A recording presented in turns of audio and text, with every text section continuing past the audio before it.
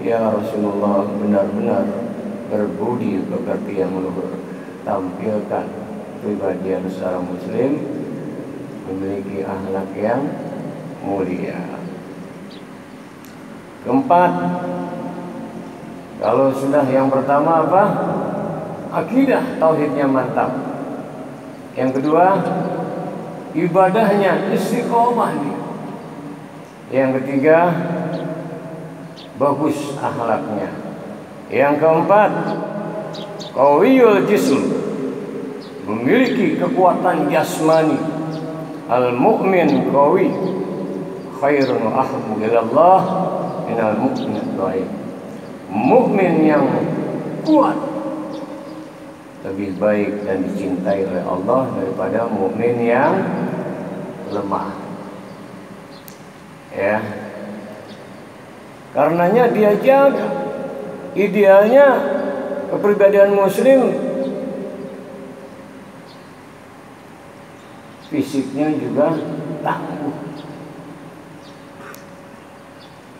sehingga untuk ibadah umroh haji kan pakai fisik. Tauhid mantap, nikmat. Kalau sehat kan enak. Artinya apa? Dia juga perhatikan untuk kesehatan jasmani.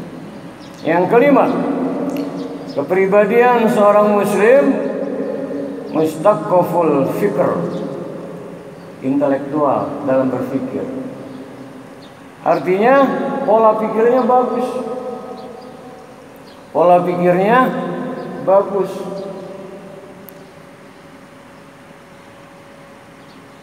Artinya apa?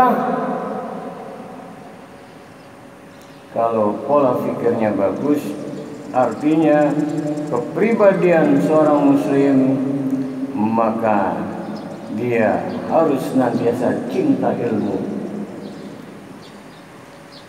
Karena kita mau beramal, ala ilmu amal wal amal tabi'uhu. Ilmu harus di depan amal, amal ngikut. Kalau ilmu semakin luas, didasari dengan tauhid dan diiringi dengan amal soleh, akhlak bagus, enak, nikmat. Al ilmu nur, ilmu itu cahaya. Artinya Allah pun berfirman di dalam surat Az-Zumar, surat yang ke-39 ayat 9, A'udzu billahi minasyaitonir rajim. Qul hal yastawil ladzina ya'lamuna wal ladzina la ya'lamun.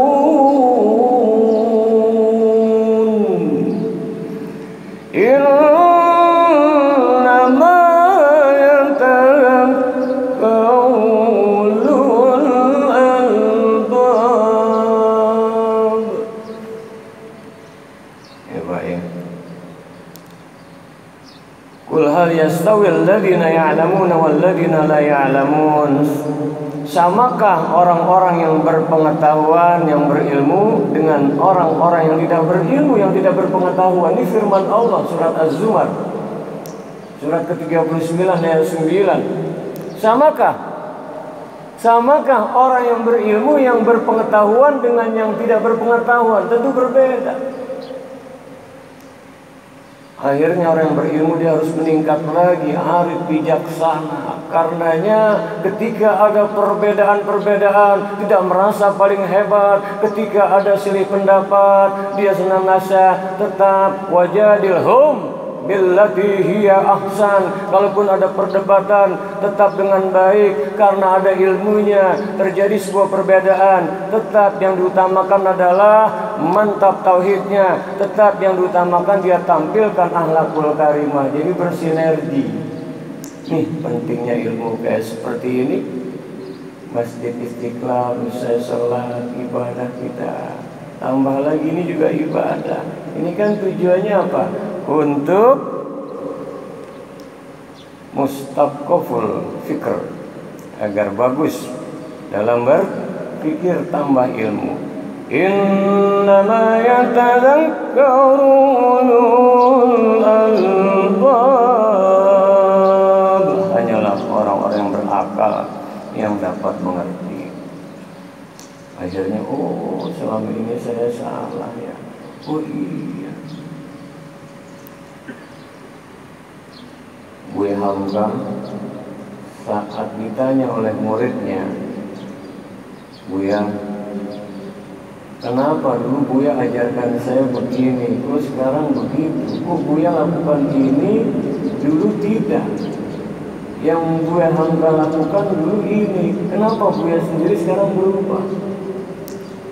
Apa kata Buya Hamka? Dulu yang kulakukan sebatas aku tahunya itu, ternyata berubah. Ada dalilnya yang lebih kuat lagi. Ternyata di atas ilmu hikmah, oh, tuh ilmu.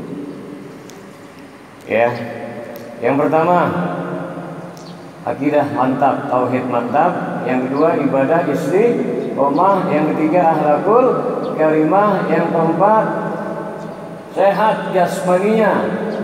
Idealnya seperti itu. Yang kelima memiliki wawasan keilmuan yang luas.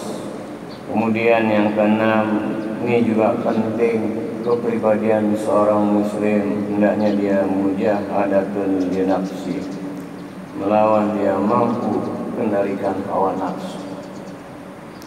Belum lama kita berpuasa itu di training tarbiyah ya, untuk pengendalian hawa nafsu kita. Kenapa? Karena innan nafsa la ammaratun bisu'. Sebenarnya nafsu itu cenderung pada melakukan perbuatan yang buruk. Tauhidnya udah bagus, ibadahnya rajin, dia berupaya tampil dengan akhlak yang mulia, mencerminkan kepribadian muslim yang baik, fisiknya sehat, ilmunya luas, tapi nggak mampu kendalikan nafsu. Repot nggak? Repot. Ya, karenanya penting untuk senantiasa Allah berikan setahun sekali ada Ramadan. Yuk kita lanjutkan, masih 18 Syawal hari ini, 9 Mei 18 Syawal 1444 Hijriah. Terus bawa yang kita sudah latih tarbiyah, nilai-nilai Ramadannya untuk pengendalian diri. Yang ketujuh, harisun ala waqtin, dia pandai menjaga dan menggunakan waktu. Artinya tidak begitu saja waktu terlewati dia isi dengan zikrullah, dia isi dengan hal-hal yang bermanfaat. Bahkan terkait waktu ini kita sering mendengar sampai-sampai pentingnya waktu.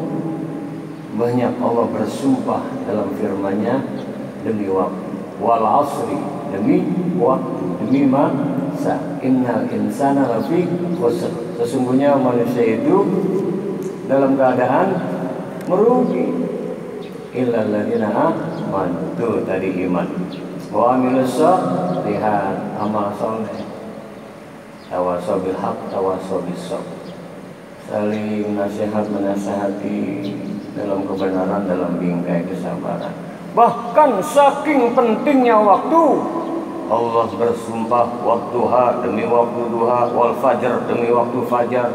Dalam surat Asy-Syams Allah bersumpah wasyamsi wa duhaha wal qamari idza talaha wan nahari idza jallaha wal laili idza yaghshaha was samaa'i wa ma banaha wal ardi wa ma tahaha wa nafsin wa ma sawwaha fa alhamaha fujuraha wa taqwaha qad aflaha man zakkaha wa qad khaba man dassaha. Luar biasa. Allah bersumpah nih pentingnya waktu, demi matahari, demi rembulan, demi malam, demi siang, demi langit, demi bumi, demi jiwa yang dalam genggamannya, yang Allah berikan dalam jiwa itu ilham untuk ketakwaan atau melakukan keburukan. Qad aflaha man zakkaha, sungguh beruntunglah orang yang mensucikan dirinya, wa qad khaba man dassaha, rugi besar orang yang mengotorinya.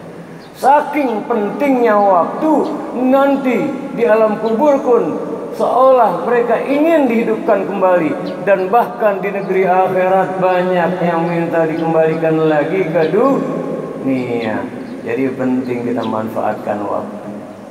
Caranya bagaimana? Bukan berarti aktivitas dalam hal kerja keras saja.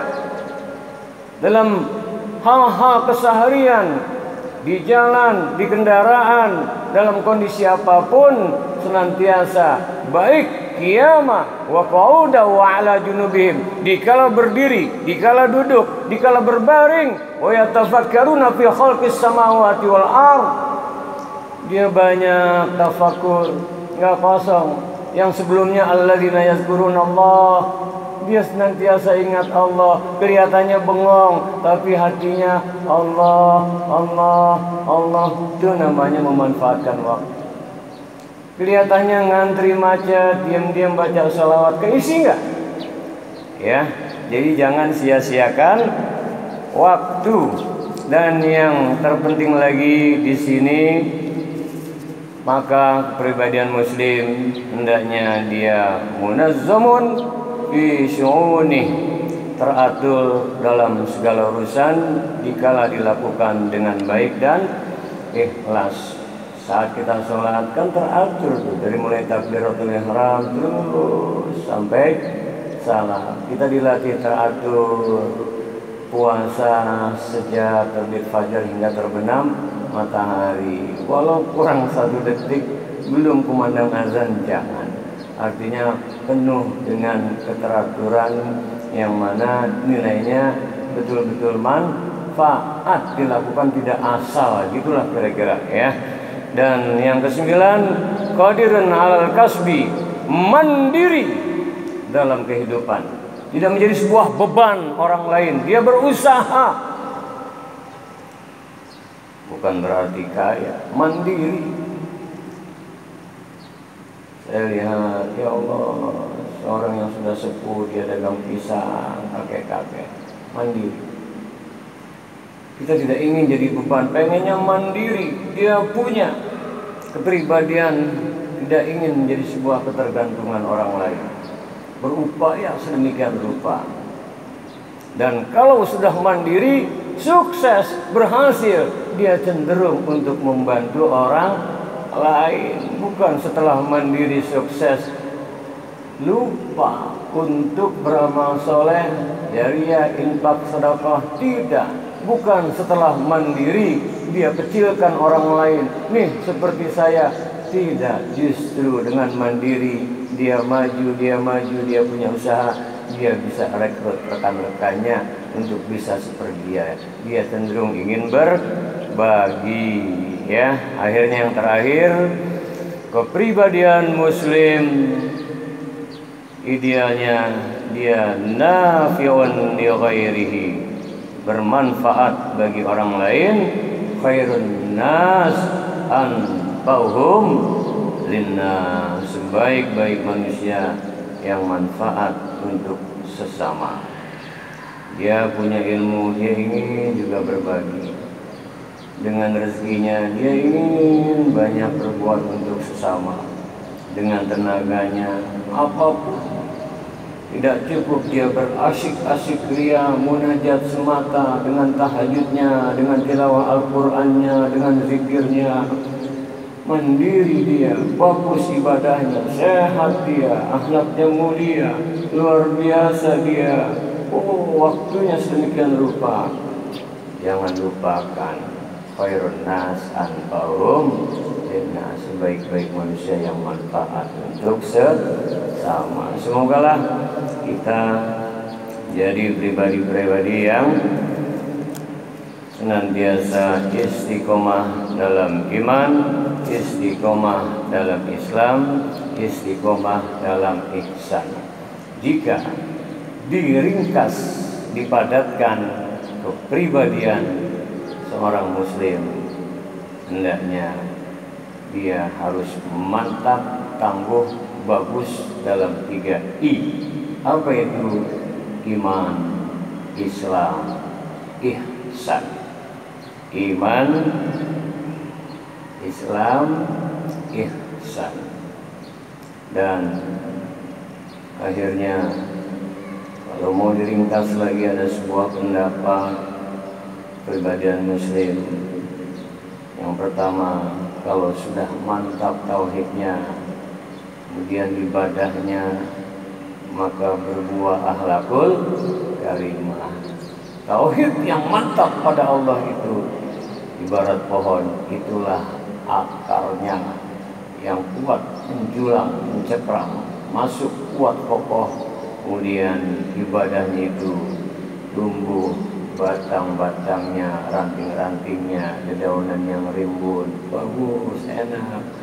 Dan akhirnya buahnya itulah akhlakul karimah. Jangan sampai tauhidnya sudah bagus, batangnya bagus, rantingnya bagus, daunnya rimbun, indah, gak berbuah. Manfaat sih cuma buat ngadem doang. Sudah kokoh pohonnya, bagus, rindang, berbuah, akhlakul karimah. Yuk sama-sama kita mohon kehadirat Allah, semoga Allah jadikan kita insan-insan pribadi muslim yang selalu dalam naungan rahmat berkah ridha Allah Subhanahu wa taala. Sebagai sebuah kesimpulan kepribadian seorang muslim, setidaknya 10 hal ini semoga perlahan namun pasti dan langsung kita coba terapkan dalam kehidupan, bisa terlaksana dengan baik atas izin Allah. Yang pertama, memiliki akidah, ikatan yang kuat, tauhid pada Allah. Yang kedua, istiqomah dalam ibadah. Yang ketiga, akhlakul karimah. Yang keempat, dia memiliki kepribadian yang sehat setelah diupayakan sedemikian rupa. Yang kelima, intelektual, pola pikirnya bagus, tidak taklid buta. Dan yang keenam, mengendalikan nafsu. Ketujuh, menjaga waktunya dengan baik. Kedelapan, dia cenderung teratur tanpa diatur dan mandiri serta manfaat untuk sesama. Yuk sama-sama kita tutup dengan doa. Kita awali iringan dengan Ummul Kitab Suratul Fatihah. Al-Fatihah.